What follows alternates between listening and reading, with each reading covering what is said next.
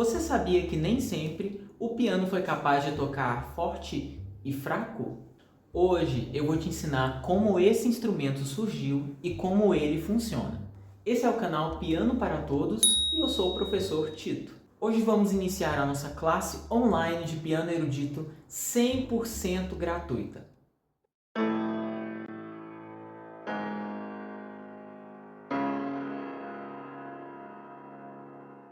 O objetivo da aula de hoje é conhecer um pouco do instrumento e como ele funciona. Quem vai nos ajudar hoje e nas próximas aulas é a Pauliceia, esse piano da marca Fritz Dober, da linha FD 110. Dando início à nossa aula, vamos responder 5 perguntas básicas sobre o piano.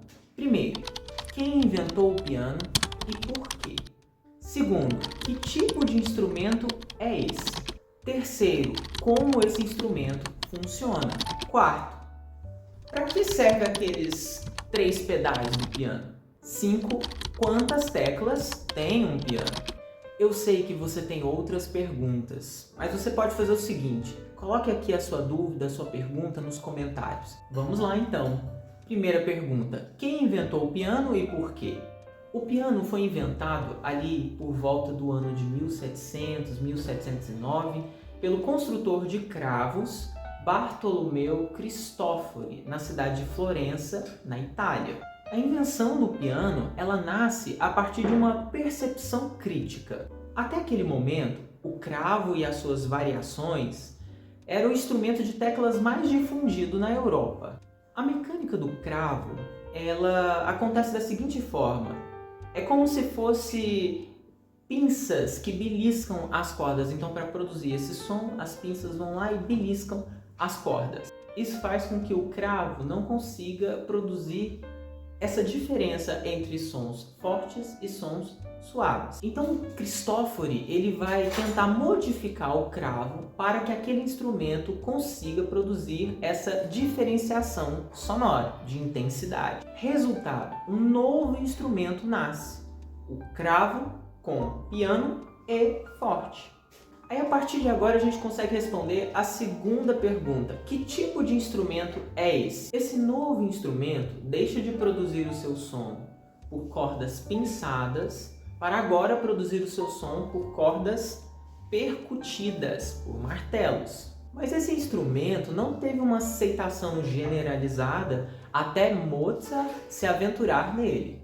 Ele só se tornou pop a partir de 1770 e depois do período romântico, lá no século XIX, quando ele também sofre grandes transformações na sua mecânica.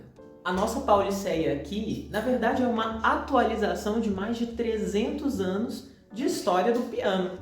Agora vamos lá para aquela terceira pergunta. Como esse instrumento funciona? O funcionamento do piano é algo bem simples de entender. Primeiro, o pianista faz uma força para abaixar as teclas. Os martelos de feltro traduzem essa mesma força aplicada pelos dedos para as cordas.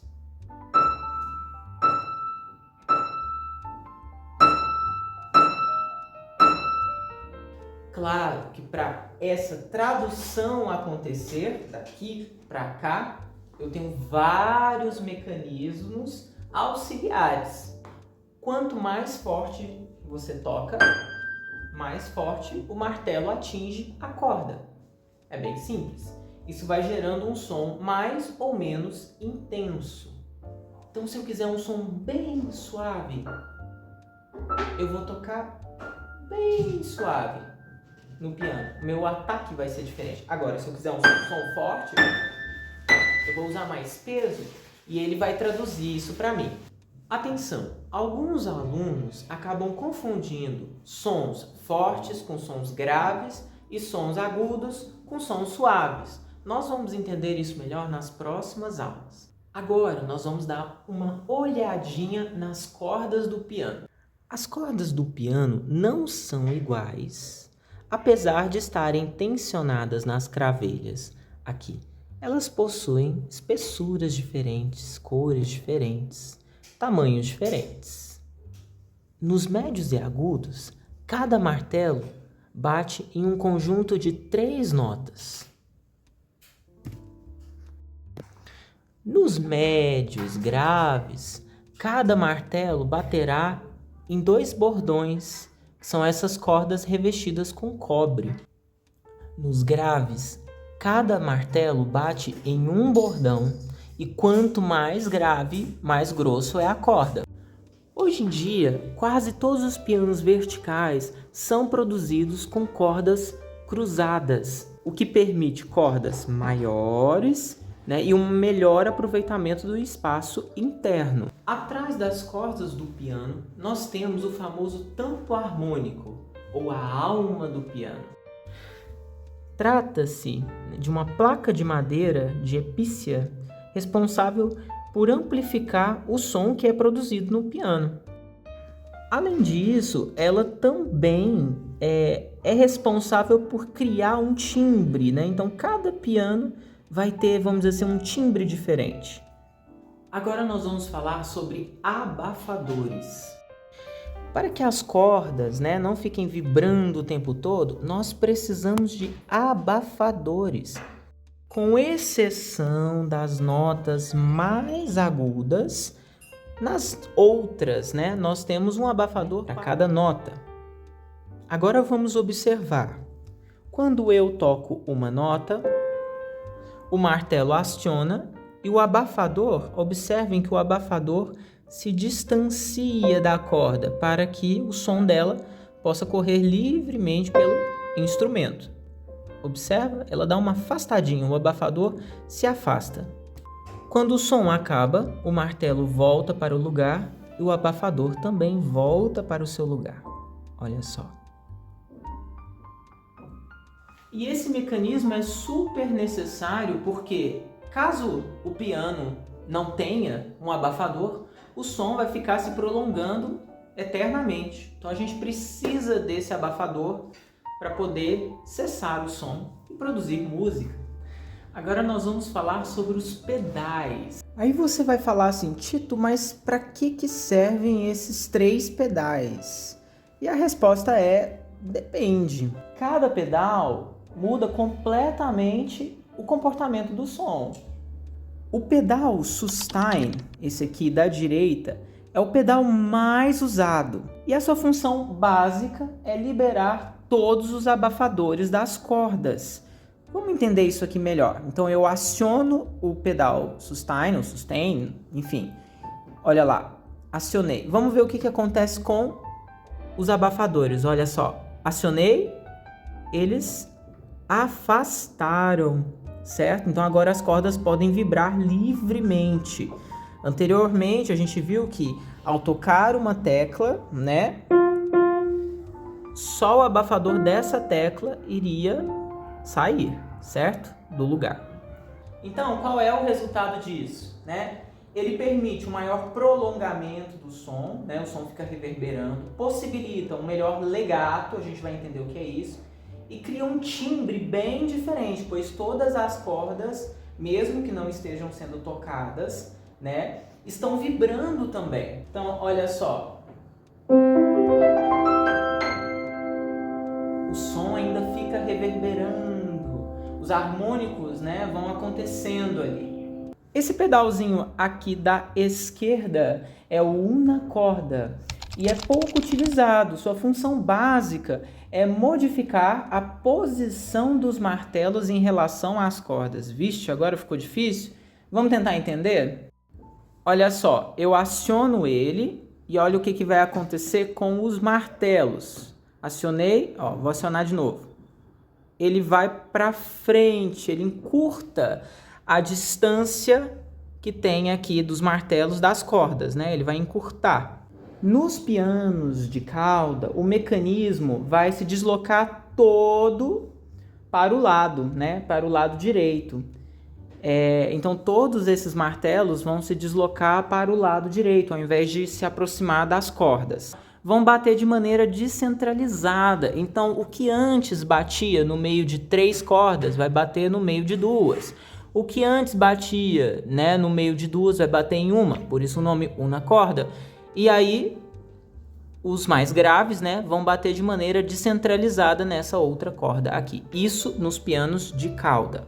Aqui na Pauliceia, que é um piano vertical, o unacorda aproxima os martelos das cordas, encurta a distância, certo? Com esse encurtamento, ele permite, né, a diminuição do volume sonoro e, ao mesmo tempo, modifica o timbre.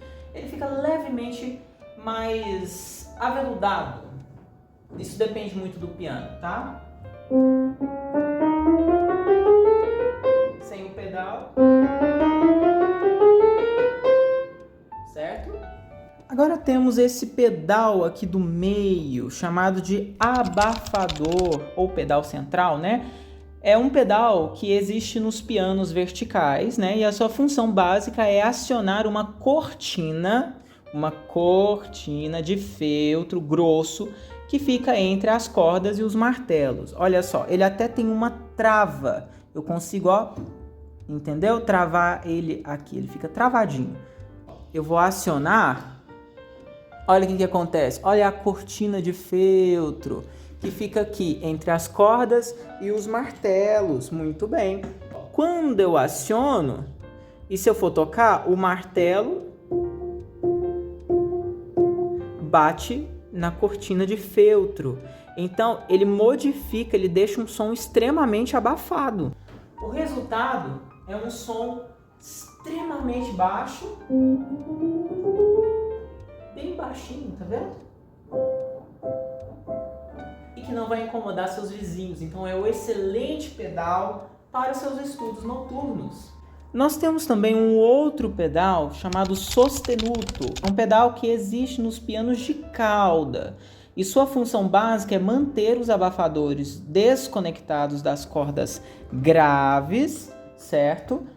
Quando as teclas forem acionadas, ou seja, ele só vai soltar só os abafadores das cordas das teclas graves. Ou seja, vai haver um prolongamento somente daquela nota ou acorde que estiver nessa região grave, nessa região do lado esquerdo do piano, né? Enquanto a aguda, né, não vai ter esse prolongamento. É um pedal muito interessante, pouco utilizado e que vale a pena depois a gente fazer um vídeo só com ele. Agora só está faltando responder à última pergunta. Quantas teclas tem um piano? E aí, você sabe? Ao longo dos 300 anos de história do piano, nós temos hoje os modelos, né? Todos eles com 88 teclas nas cores preto e branco. Bem antigamente, as teclas brancas tinham um acabamento em marfim e as teclas pretas, acabamento em ébano. Mas hoje em dia muita coisa modernizou e nós hoje temos teclas de plástico. E agora uma curiosidade, no dia 88 do ano, nós comemoramos o Dia Mundial do Piano. Por essa você não esperava, né? Mas olha que bacana, a gente aprendeu muita coisa.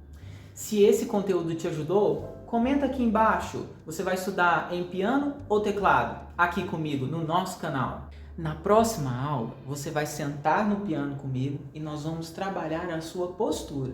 Então, fica ligado e até lá!